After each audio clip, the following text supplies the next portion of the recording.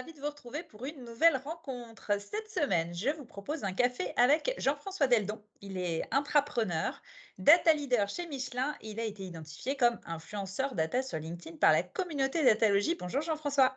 Bonjour Florence. Ravi de t'avoir avec moi aujourd'hui. Je te propose de plonger direct, aller dans le sujet, dans le grand bain. Est-ce que tu peux me rappeler en quelques mots, c'est quoi le contexte de Michelin? Il y a combien de collaborateurs, par exemple?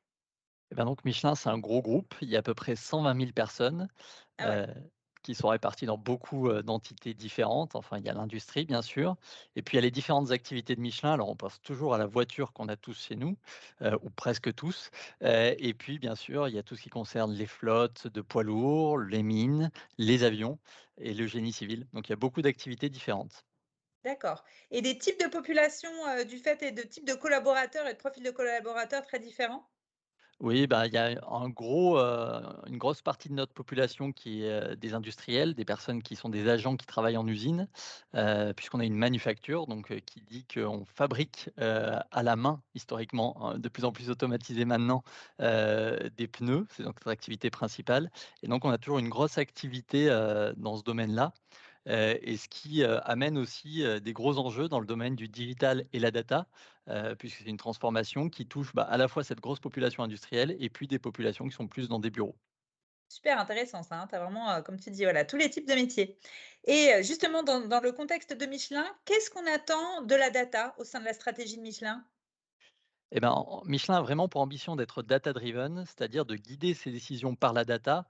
Donc le premier pilier, c'est d'essayer de faire en sorte que dans nos activités courantes, on identifie les leviers qui peuvent être actionnés par la data, donc faire des analyses de ce qui existe, voir ce qui peut être amélioré, essayer de simplifier la vie des agents au maximum grâce aux outils data et digitaux qu'on peut leur amener.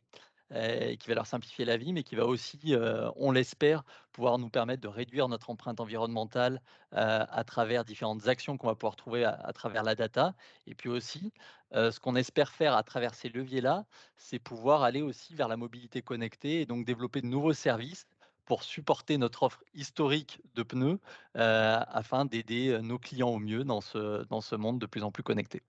Donc efficacité opérationnelle, mieux servir le client, et cetera et cetera. Mais pour tout ça, eh ben, il faut développer une culture data dans l'entreprise. Selon toi, vous en êtes à quelle étape de cette, acculturation des collaborateurs? Et ben, ce que tu dis est vraiment très important sur l'acculturation, donc c'est un chantier qui nous tient à cœur chez Michelin.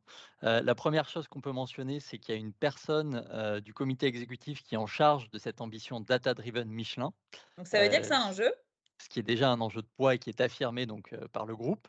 Ensuite, bah, forcément, on a des situations, vu qu'on a un grand groupe, qui sont très différentes entre les entités.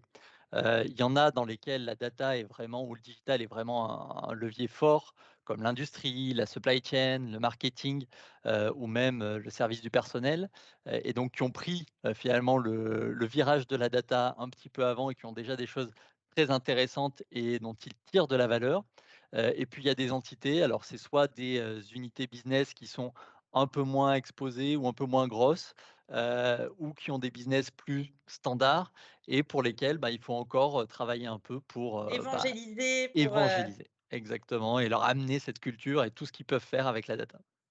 donc il y a une direction, il y a une direction particulière, je crois, qui a été développée, hein, dans ce sens-là? Elle Tout s'appelle à fait. comment? Tout à fait, c'est l'Artificial Intelligence Transformation Factory. D'accord.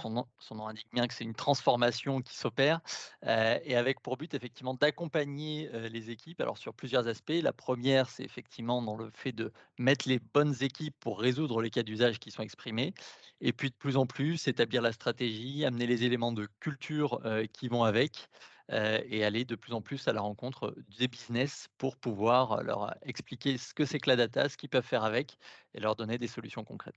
D'accord, très bien. Il y avait un sujet, une petite problématique, je trouve assez originale que tu avais identifiée sur les personnes moteurs et cetera. Est-ce que tu peux, d'ailleurs on parle de moteurs, on parle de pneus.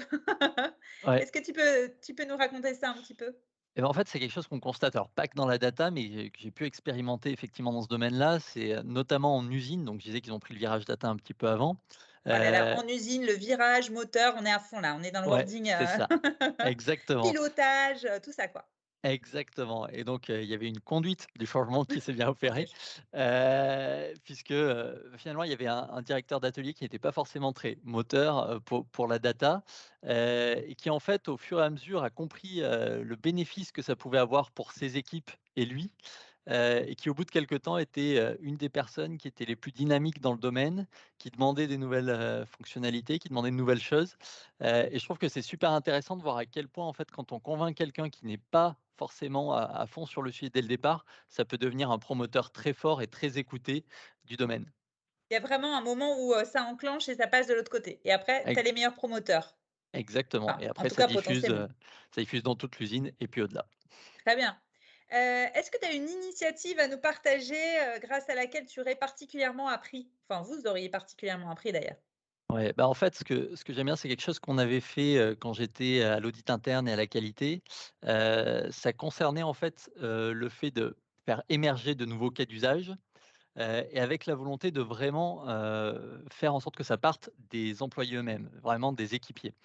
Donc on a fait un espace d'inspiration, de co-création avec des gens qui étaient dans le domaine, qui venaient soit d'autres endroits Michelin, parfois d'extérieur, pour vraiment montrer ce qui était faisable en fait, que ça allait du chatbot jusqu'à des applications beaucoup plus compliquées en analyse d'image ou de voix. En fait, le but était que les gens après réfléchissent par rapport à leur cadre à eux, leur métier à eux, qu'est-ce que ça leur évoquait? Ils ont tous réfléchi à plusieurs cas d'usage, et à la fin en fait de la session, on n'a pas fait, un retour directement au grand chef, on a fait voter les gens en session pour choisir 3 sujets. Et D'accord, ces 3 sujets, on a voulu les traiter et quand on dit traiter, c'est pas faire un gros cas d'usage ou faire un gros, prototype en plusieurs mois. Non, c'était faire un petit prototype en une journée où on mettait les gens qui avaient exprimé le sujet, les gens pertinents du métier qui n'étaient pas là, mais qui devaient être là et les gens de la data pour faire vraiment un proto. J'analyse les données, j'essaye de faire un premier embryon de quelque chose un et petit une visuali dataton quoi, quelque chose un un peu de petit dataton, exactement, c'était totalement l'idée. Et en fait, ce qui est intéressant, c'est finalement pas tant les cas sur lesquels on est vraiment arrivé à ce qu'on espérait dès le départ, mais c'est plutôt les cas où les gens se sont rendus compte: «Ah ben tiens, la donnée est pas de bonne qualité, alors en fait, il faut être commencer par travailler là-dessus. Ah ben alors ce que tu veux ouais, dire, c'est que finalement, c'était plus les cas d'usage qui ont eu du mal à aboutir à un prototype qui étaient finalement plus intéressants que ceux qui ont abouti? Parce qu'ils étaient exactement, révélateurs quelque part, c'est ça? exactement, ils étaient révélateurs de plusieurs petits pas qu'on pouvait faire et qui permettaient déjà de Avant, tirer de la valeur et d'accord. c'est ça qui était intéressant. Donc par exemple, quel genre de petits pas? Par exemple, tout simplement, donc je disais qu'il y avait plusieurs personnes du métier, le fait qu'eux se rendent compte qu'ils ne partageaient pas forcément, le fichier qui contenait les règles qu'ils utilisaient pour décider ou non, de libérer un pneu, selon certains critères. D'accord, C'était une règle qu'ils utilisaient en centrale, qu'ils déployaient en usine, mais il n'y avait pas forcément de fichier partagé pour ça. très Heu, bien. Ça, c'était pas partagé. Il y a un autre élément qui était intéressant, c'est que vu que le champ sur lequel ils voulaient faire de l'intelligence artificielle était un champ texte, ils se sont rendus compte que tout le monde écrivait selon sa propre nomenclature et donc ils se sont dit: «Bah, tiens, si on mettait des champs un peu plus normés ou en tout cas qu'on trouvait un standard, on pourrait peut-être déjà aussi faciliter l'analyse des cas et la transmission» et ce qui permet de faire de l'IA plus tard. Excellent. Donc en fait, ça permet en fait d'avoir identifié des bonnes pratiques qui sont finalement des bonnes pratiques métiers, c'est pas des bonnes pratiques data, Non, non, non, effectivement, c'est, mais qui au sont sein. les premiers pas pour Exactement. C'est ce que je trouve super intéressant là-dedans, c'est de se recentrer sur la valeur qu'on peut apporter et comment on peut l'apporter, plus que se dire: «On veut faire de la data à tout prix» et ça met totalement les bases pour la data plus tard, de penser à ça. mmh. Et il y a eu ce est-ce que alors toi, tu l'as perçu parce que tu as du recul et tu sais tout ce que ça peut apporter et tu sais aussi, comment dire? Les fondamentaux qui doivent être en place pour que ça fonctionne. Mais je suis curieuse de savoir, est-ce que les personnes qui ont participé, est-ce qu'elles l'ont vécu aussi comme ça? Est-ce qu'elles l'ont perçu aussi de ce tu vois? Parce que ça peut aussi être vécu comme une frustration. Pff, les fondamentaux sont pas là, on va jamais y arriver. Est-ce qu'elles voilà, comment ça psychologiquement?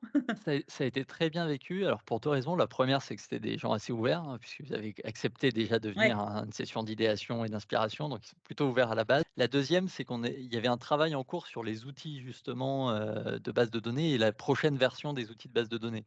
Et donc en d'accord. fait, ils se sont totalement inscrits dans ce cadre et quand après, ces sessions-là, ils sont venus expliquer à l'équipe de direction justement le compte rendu de l'ensemble du travail, bah, effectivement, ils ont été plutôt positifs en disant: «Bah, voilà, on a identifié telle et telle piste et donc ça met en lumière des choses intéressantes pour le Ça futur». leur a été utile en fait, au final? Ouais, Mmh, tout à fait. d'accord, très bien. Avec du recul, est-ce que tu as, des bonnes pratiques, des choses, à nous partager que tu as pu découvrir ou apprendre? Alors quelque chose que j'ai vraiment appris, c'est, la notion de timing, en fait. C'est vraiment très intéressant. On et il y a vraiment cette double notion, c'est pas aller trop vite et pas aller trop lentement. D'accord, Pas c'est-à-dire? Alors pas aller trop lentement, beaucoup de gens le comprennent. C'est-à-dire qu'on veut toujours aller vite dans la transformation parce qu'on veut délivrer la valeur le plus vite possible. Donc effectivement, il faut pas laisser un temps trop long, parce que si on laisse le temps long, ben, finalement la motivation disparaît et puis voilà. Ce que j'ai appris, c'est qu'il fallait pas essayer d'aller trop vite et ça, c'était un vrai apprentissage parce qu'en fait, les gens apprennent et se transforment chacun à leur rythme Oui, d'accord. et souvent quand on essaye de les pousser, ça les braque et c'est normal parce qu'en fait, on vient changer leur mode de fonctionnement, leur modèle mental. Alors qu'en fait, si on prend le temps de bâtir petit à petit à travers différents exemples, l'exemple inspirant dont j'ai parlé avant en est un, mais il y a eu plein d'autres cas. Il y a eu des formations, des choses comme ça et donc on alterne les différents modes de communication et Mmh mh. d'acculturation, qu'on laisse finalement chacun piocher parmi ce qu'on propose, Ce qui lui convient, ce qui lui ce convient qui à son résonne. exactement et ben finalement, on voit que, bah, ça fait son petit bonhomme de chemin. Alors peut-être pas aussi vite que ce qu'on aurait espéré, mais ça fait son petit bonhomme de chemin et ça finit par, produire plus de résultats que si on avait voulu aller plus vite et où finalement on aurait plutôt trouvé des détracteurs. Très bien. Eh ben, super, très clair et pour terminer, est-ce que tu as un indicateur fétiche, de succès sur le développement de la culture data? Alors ça, c'est une question importante aussi. On a essayé plusieurs choses. Une qu'on avait essayé, c'était de faire un pulse check digital et data auprès des équipes, donc en essayant de bien analyser de façon presque mathématique, est-ce que leurs connaissances, leur culture, donc c'est intéressant, ça permet d'avoir une photo, mais je dirais que finalement ce qui a plus de richesse, c'est l'enthousiasme, l'envie des collaborateurs qui viennent nous voir. J'avais un ami chief data officer qui me disait il y a quelque temps: «Finalement la réussite, c'est quand tu passes du moment où tu appelles les gens pour leur, dire que c'est bien la data et que ça peut leur apporter des choses, au moment où eux t'appellent» et finalement je pense que c'est ça mon indicateur fétiche de succès, c'est à partir du moment où les gens font appel à vous. Quand le téléphone sonne, c'est une bonne nouvelle. Exactement. Ça marche. Merci beaucoup, Jean-François, pour ce très, très, très précieux retour d'expérience. C'était très intéressant, très, très riche, assez particulier et ben, je te propose qu'on reste connectés. On se retrouve dans 15 jours pour une nouvelle rencontre. Tu seras là? Très bien, merci beaucoup Florence. Oui, je À serai là. bientôt. Au revoir. Au revoir.